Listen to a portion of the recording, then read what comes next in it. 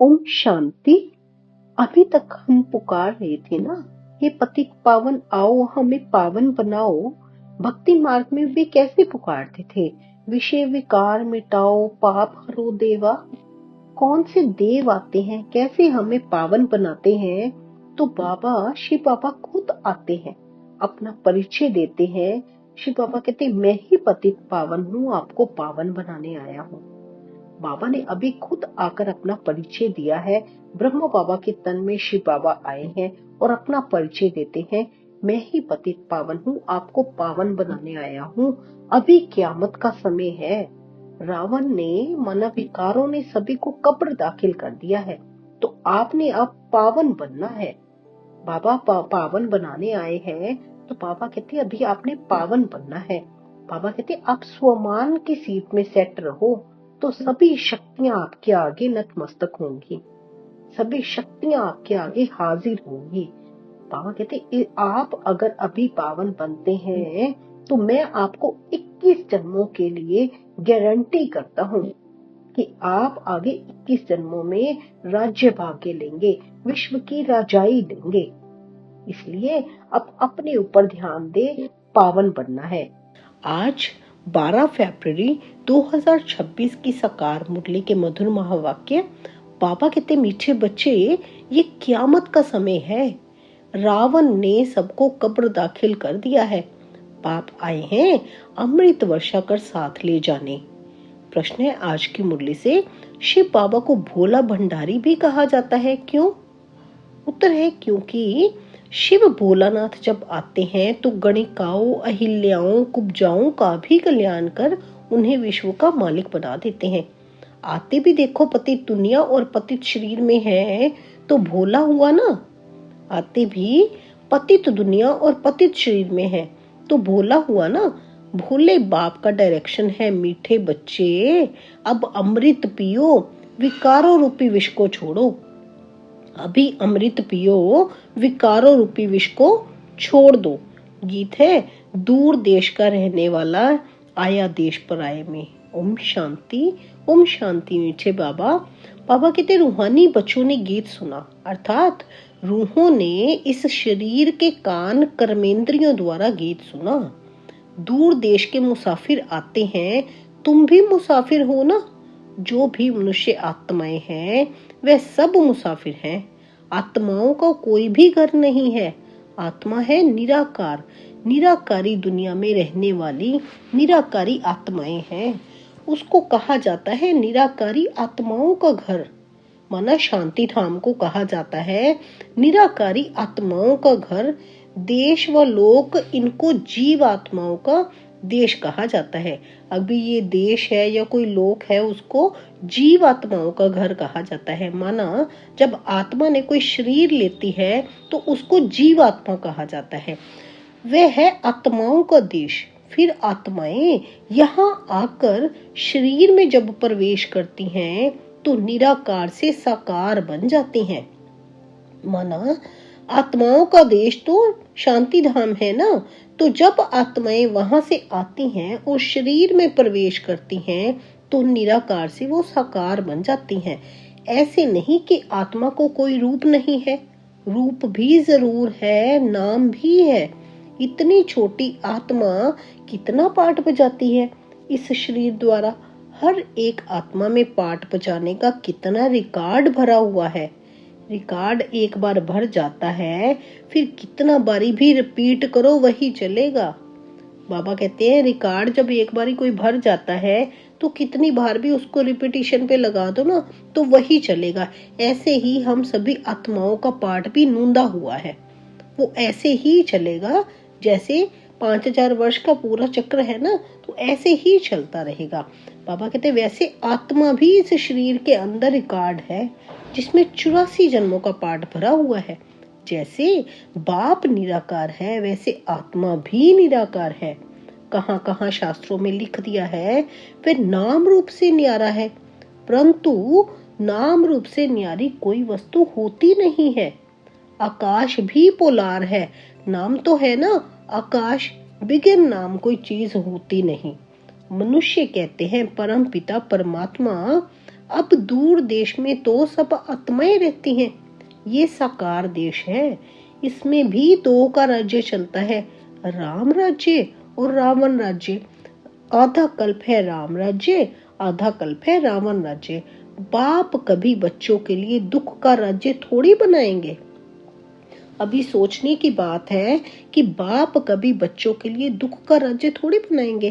कहते हैं ईश्वर ही दुख सुख देते हैं। कैसे ये चीजें सोच लेते हैं मनुष्य कि ईश्वर ही दुख देते हैं। सुख तो देते हैं क्योंकि वो है ही सुख करता, दुख तो हरता है।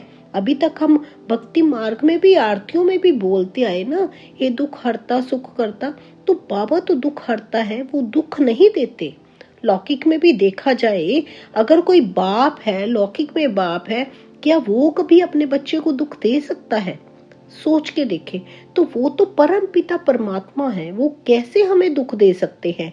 ये हमारे खुद के ही कर्म भोग होते हैं जो हम भोगते हैं। आगे बाबा कहते, बाप समझाते हैं, मैं कभी बच्चों को दुख नहीं देता हूँ। मेरा नाम ही है दुख हरता सुख करता। ये मनुष्यों की भूल है। ईश्वर कभी दुख नहीं देंगे। इस समय है ही दुख धाम। आधा कल्प रावण राज्य में दुख ही दुख मिलता है, सुख की रत्ती नहीं है। सुख धाम में फिर दुख होता ही नहीं। जब अभी बाबा सुखधाम की स्थापना कर रहे हैं तो बाबा कहते वहां पे सुखधाम में माना सतयुग में वहां पे दुख होता ही नहीं। बाप स्वर्ग की रचना करते हैं, बाप स्वर्ग की रचना करते हैं। जैसे कहते हैं ना बाबा युगे युगे आते हैं, तो बाबा कहते मैं युगे युगे नहीं आता, मैं कल्प के अंत में एक बार आता हूँ। जो पूरा कल्प 5000 वर्ष का है तब बाबा आते हैं। अगर सोच के देखें युग युग में आते हैं, हर युग में आते हैं, तो जब कलयुग की स्थापना हुई तो क्या कलयुग बाबा ने आके स्थापन किया? इसीलिए ये सभी बातें ये गलत शास्त्रों में बता दी गई हैं। ये गलत बात है। क्या बाबा कलयुग की स्थापना करेंगे? आप सोच के देखें इस चीज को। जिन्होंने भी अभी तक बाबा का ज्ञान नहीं लिया है, पूरा इन चीजों को नहीं समझा है, मेरा विनम्र निवेदन है वो ब्रह्म कुमारी में जाकर ये 7 दिन का राजयोग एक बार जरूर करें और बाबा के इस ज्ञान को समझें। आगे बाबा कहते अभी तुम हो संगम पर। इनको नई दुनिया तो कोई भी नहीं कहेंगे। नई दुनिया का नाम ही है सतयुग। वही फिर पुरानी होती है तो उनको कलयुग कहा जाता है। नई चीज अच्छी और पुरानी चीज खराब दिखाई देती है तो पुरानी चीज को खलास किया जाता है।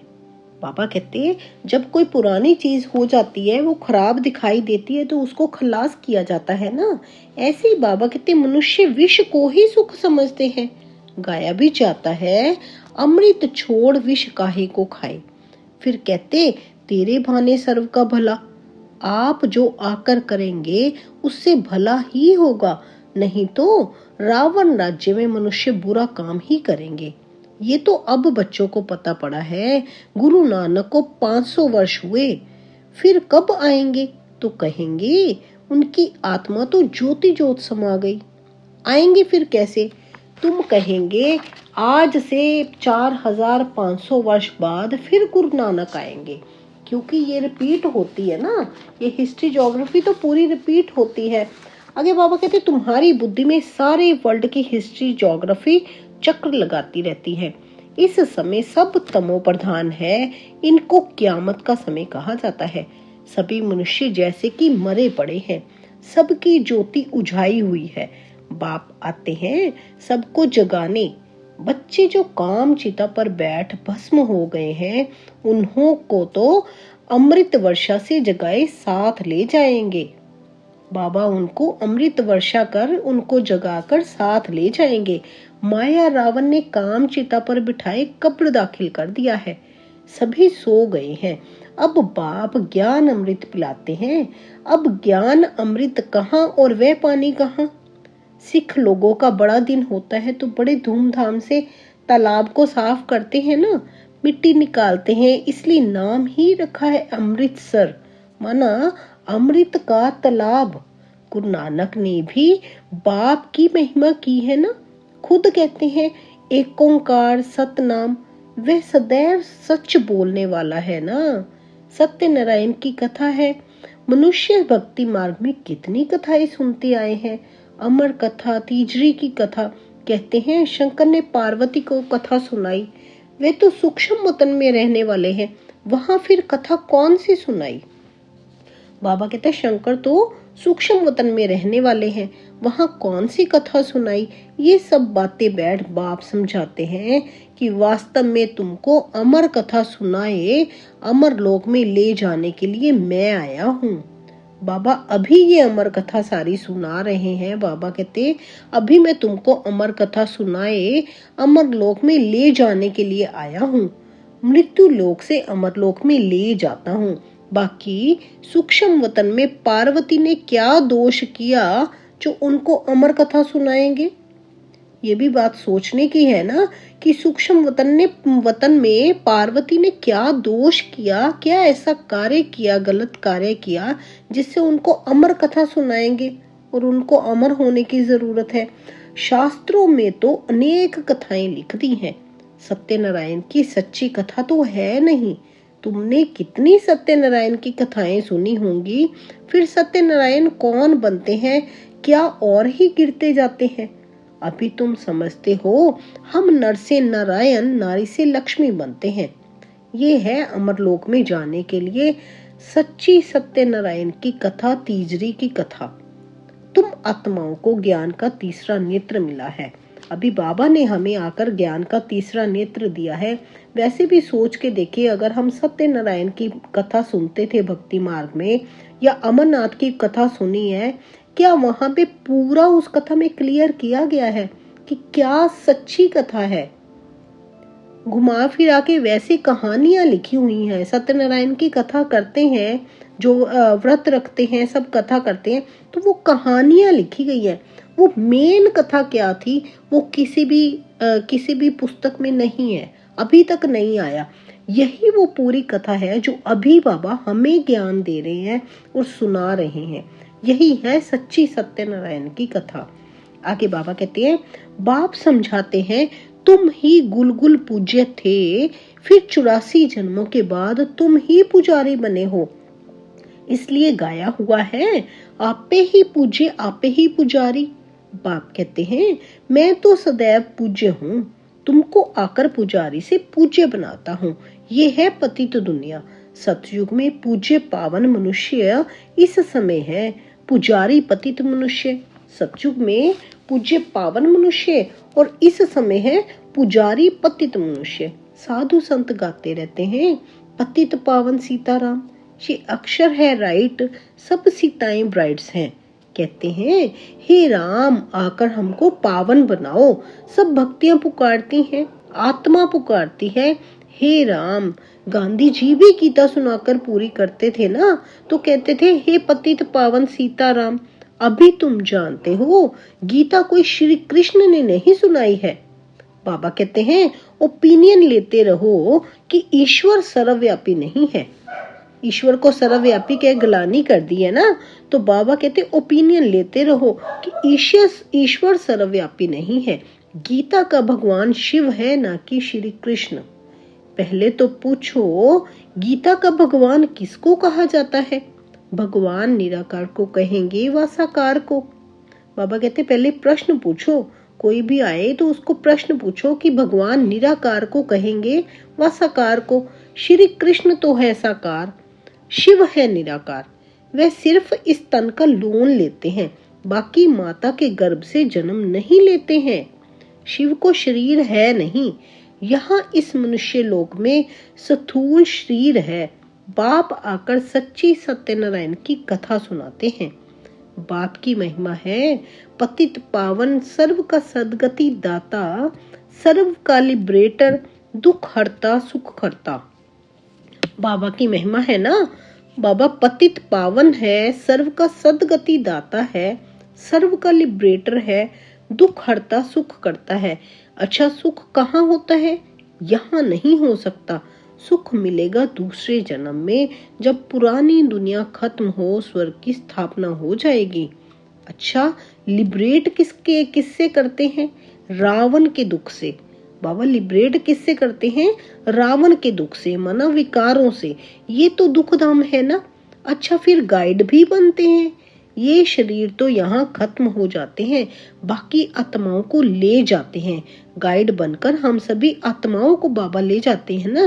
पहले साजन फिर सजनी जाती है, वह है अविनाशी सलोना साजन। बाबा है अविनाशी सलोना साजन, सबको दुख से छुड़ाए पवित्र बनाए घर ले जाते हैं। शादी कर जब आते हैं तो पहले होता है पति, पिछाड़ी में पत्नी होती है ना। पहले घोट, फिर पिछाड़ी में ब्राइड रहती है, फिर बारात होती है। अब तुम्हारी माला भी ऐसी है, ऊपर में शिव बाबा फूल, उससे नमस्कार करेंगे। फिर युगल दाना ब्रह्मा सरस्वती, फिर हो तुम जो बाबा के मददगार बनते हो। जैसे कोई माला होती है, ऊपर में फूल होता है ना, तो वो फूल शिव बाबा है, उसको नमस्कार करेंगे। फिर आगे जो युगल दाना है, 2 दाने इकट्ठे होते हैं, वो ब्रह्मा और सरस्वती हैं। फिर हो तुम जो बाबा के मददगार बनते हो, माना हम सभी बच्चे। फूल शिव बाबा की याद से ही सूर्यवंशी विष्णु की माला बने हो। ब्रह्मा सरस्वती सो लक्ष्मी नारायण बनते हैं, लक्ष्मी नारायण सो ब्रह्मा सरस्वती बनते हैं। मतलब माना जब पहला जन्म होता है तो लक्ष्मी नारायण होते हैं, पहले श्री कृष्ण, वही आगे जब राजधानी मिलती है तो लक्ष्मी नारायण बनते हैं, राधे कृष्ण। आगे अभी जो 84 जन्म भोगकर अभी जो लास्ट वाला जन्म है तो वो ब्रह्मा सरस्वती बनते हैं। फिर वो आगे सत्युग की स्थापना करते हैं। इन्होंने मेहनत की है तब पूजे जाते हैं। माना विष्णु की नाभि से ब्रह्मा निकला, ये पूरी एक पूरा चित्र भी बना हुआ है ना, तो उसका माना यही है। लक्ष्मी नारायण जो विष्णु थे, विष्णु का लास्ट वाला जन्म अभी वो ब्रह्मा है, ब्रह्मा बाबा। अभी फिर वो आगे श्री कृष्ण के रूप में आगे जन्म लेंगे, तो आगे फिर वो विष्णु रूप बनेंगे, वो युगल बनेंगे ना, चतुर्भुज विष्णु रूप। कोई को पता नहीं है माला क्या चीज है, ऐसे ही माला फेरते रहते हैं। 16,108 की भी माला होती है, बड़े बड़े मंदिरों में रखी होती है। फिर कोई कहां से खींचेंगे। बाबा बॉम्बे में लक्ष्मी नारायण के मंदिर में जाते थे, माला जाकर फेरते थे, राम राम जपते थे, क्योंकि फूल एक ही बाप है ना, फूल को ही राम राम कहेंगे। फिर सारी माला पर माथा टेकते हैं, ज्ञान कुछ भी नहीं।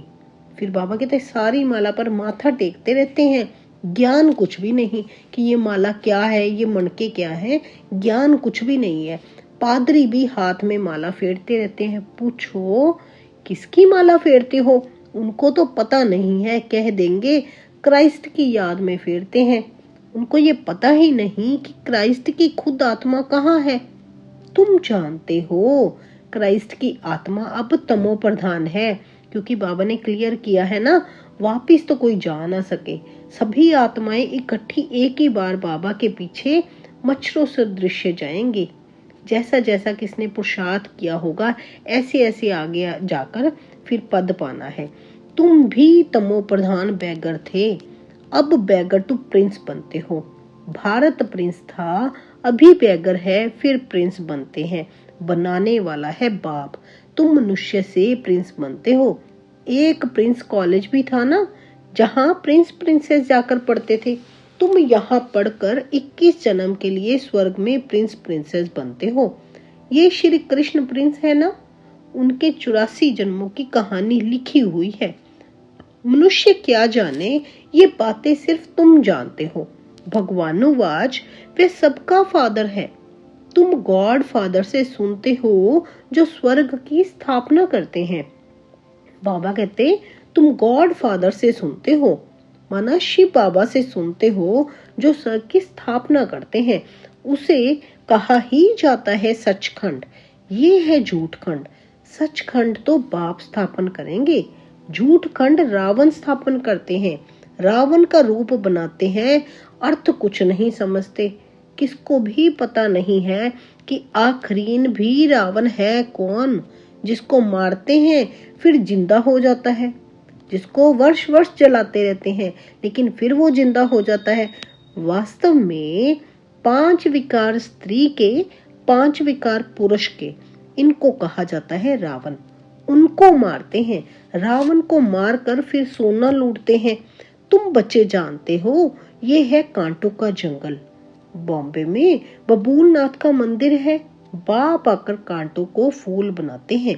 सब एक दो को कांटा लगाते हैं, अर्थात काम कटारी चलाते रहते हैं। इसलिए इनको कांटों का जंगल कहा जाता है। सतयुग को गार्डन ऑफ अल्लाह कहा जाता है। वही फ्लावर्स कांटे बनते हैं, फिर कांटों से फूल बनते हैं। वही जो फ्लावर्स हैं कांटे बनते हैं, मतलब वही जो आत्माएं हैं जब विकारों में जाती हैं तो वो कांटे बन जाती हैं।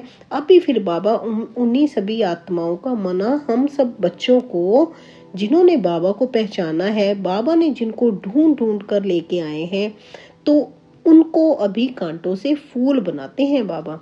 अभी तुम 5 विकारों पर जीत पाते हो।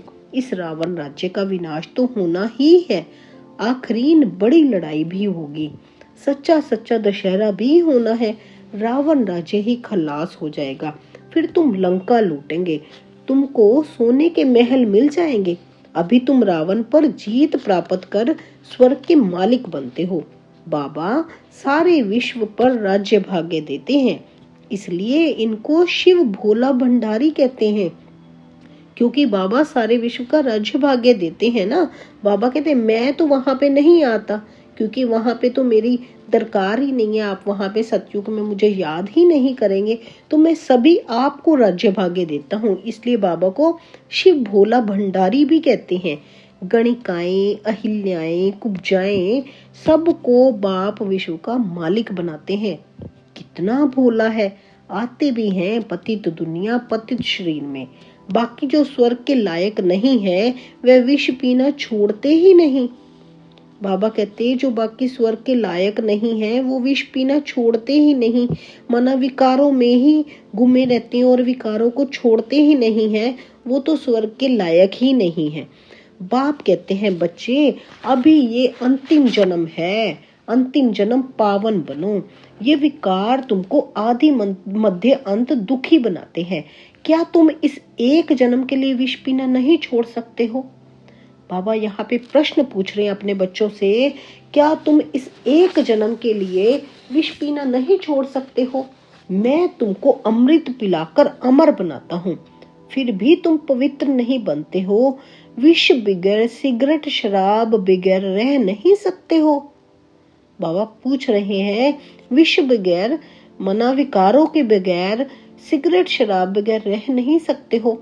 मैं बेहद का बाप तुमको कहता हूँ बच्चे, इस एक जन्म के लिए पावन बनो तो तुमको स्वर्ग का मालिक बनाऊंगा। पुरानी दुनिया का विनाश और नई दुनिया की स्थापना करना ये बाप का ही काम है। बाप आया हुआ है सारी दुनिया को दुख से लिबरेट कर सुख धाम शांति धाम में लेके जाने के लिए। कितनी नशे की बात है, अभी बाबा खुद आए हैं हमें लेकर जाने के लिए। बाबा कह रहे हैं बस इस एक जन्म में आप पवित्र नहीं बन सकते क्या? ये विकारों को छोड़ नहीं सकते? अगर शांति धाम सुख धाम में जाना है तो हमें इन विकारों को छोड़ना ही है और पावन बनना है, तभी बाबा हमें लेके जाएंगे। अभी सब धर्म विनाश हो जाएंगे, एक आदि सनातन देवी देवता धर्म की फिर से स्थापना होती है। क्योंकि जैसे बाबा ने कल भी मुरली में बोला था ना, बाबा कहते थे मैं गारंटी लेता हूँ अगर तुम इस एक लास्ट जन्म में पवित्र बनेंगे तो मैं तुम्हें आगे 21 जन्म का राज्य भाग्य और वर्षा देता हूँ। 21 जन्म की बादशाही मिलती है अगर इस एक जन्म में, जो अभी कहते हैं ना अपने शरीर के कुछ ही श्वास, कुछ ही वर्ष रह गए हैं या कुछ श्वास कह लो, जो भी टाइम रह गया उस टाइम को संभाल कर अगर हम पावन बनते हैं तो बाबा कहते हैं मैं आपको 21 जन्म का राज्य भाग्य देता हूँ। तो हमारे लिए कितनी सौभाग्य की बात है, हमें बाबा ने चुना है। आगे बाबा कहते अभी सब धर्म विनाश हो जाएंगे, एक आदि सनातन देवी देवता धर्म की फिर से स्थापना होती है। ग्रंथ में भी परमपिता परमात्मा को अकाल मूर्त कहते हैं। बाप है महाकाल, कालों का काल, वे काल तो एक दो को ले जाएंगे, मैं तो सभी आत्माओं को ले जाऊंगा, इसलिए महाकाल कहते हैं। बाप आकर तुम बच्चों को कितना समझदार बनाते हैं। अच्छा, मीठे मीठे सिक्के लधे बच्चों प्रति माता पिता बाप दादा का याद प्यार और गुड मॉर्निंग। रूहानी बाप की रूहानी बच्चों को नमस्ते। हम सब रूहानी बच्चों की रूहानी माता पिता बाप दादा को गुड मॉर्निंग, नमस्ते, ओम शांति। शुक्रिया मेरे बाबा, शुक्रिया। धारणा के लिए सार है, इस अंतिम जन्म में विष को त्याग अमृत पीना और पिलाना है, पावन बनना है, कांटों को फूल बनाने की सेवा करनी है, कांटों को फूल बनाने की सेवा करनी है। विष्णु के गले की माला का दाना बनने के लिए बाप की याद में रहना है। पूरा पूरा मददगार बन बाप समान दुख हरता बनना है। बाबा कहते पूरा पूरा मददगार बन बाप समान दुख हरता बनना है। वरदान है आज की मुरली में हम बच्चों के प्रति। बाबा कहते अपनी अलौकिक रूहानी वृत्ति द्वारा सर्व आत्माओं पर अपना प्रभाव डालने वाले मास्टर ज्ञान सूर्य भव। जैसे कोई आकर्षण करने वाली चीज आसपास वालों को अपनी तरफ आकर्षित करती है, सभी का अटेंशन जाता है, वैसे जब आपकी वृत्ति अलौकिक रूहानियत वाली होगी तो आपका प्रभाव अनेक आत्माओं पर स्वतः पड़ेगा। अलौकिक वृत्ति अर्थात न्यारे और प्यारेपन की स्थिति स्वतः अनेक आत्माओं को आकर्षित करती है। ऐसी अलौकिक शक्तिशाली आत्माएं मास्टर ज्ञान सूर्य बन अपना प्रकाश चारों ओर फैलाती हैं। स्लोगन है आज की मुरली में, सदा स्वमान की सीट पर स्थित रहो तो सर्व शक्तियां आपका ऑर्डर मानेंगी। सदा स्वमान की सीट पर स्थित रहो तो सर्व शक्तियां आपका ऑर्डर मानती रहेंगी। अव्यक्त इशारे हैं, एकता और विश्वास की विशेषता द्वारा सफलता संपन्न बनो। ज्ञानी बनने के साथ साथ स्नेही बनो। स्व की सेवा विश्व सेवा का आधार है। सेवा में सिर्फ दो शब्द याद रखना है, एक निमित्त हूँ, दूसरा निर्माण बनना ही है। माना एक मैं निमित्त आत्मा हूँ, दूसरा निर्माण बनना ही है। इससे एकता का वातावरण बनेगा, एक दो के सहयोगी बनेंगे। अगर मन में निर्माणता होगी तो तभी एक दो के सहयोगी बन सकेंगे ना। तेरे मेरे की मान शान की टकराव की भावनाएं समाप्त हो जाएंगी। तभी ये जो मान शान की भावनाएं हैं, टकराव की भावनाएं हैं, तेरे मेरे की भावनाएं हैं, तभी तो समाप्त होंगी ना।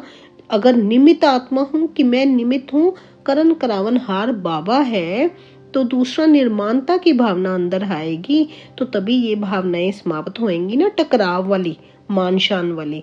इसलिए अपने ऊपर ध्यान देना है। बाबा कहते हैं ना, स्व सेवा करनी, पहले स्व चिंतन करना है, क्या मैं बाबा के लायक बन रहा हूँ। बाबा कहते हैं अभी विकारों को छोड़ो, एक इस लास्ट जन्म में अगर आप विकारों को छोड़ दोगे तो मैं आपको पावन बनाए आगे विश्व का मालिक बनाता हूँ। नहीं तो फिर बाबा ने तो पहले ही समझाने दिया ना, मैं तो महाकाल हूँ, कालों का काल महाकाल हूँ। अब आप पर पूरा डिपेंड है ना कि आपने कैसे जाना है। लेकर तो मैंने सबको जाना है, आपने कैसे जाना है ये हम पर ही डिपेंड है। इसलिए अभी से ही पुरुषार्थ पर लग जाना है, स्व चिंतन करना है, कहाँ कहाँ मैं गलती कर रहा हूँ तो मैंने अपनी गलतियों को ठीक करना है। आगे बाबा कहते हैं ना कि सभी को आगे दुख हरता बन, सभी को आगे बाबा का परिचय देना है। बाबा कहते हैं ना मददगार बनना है।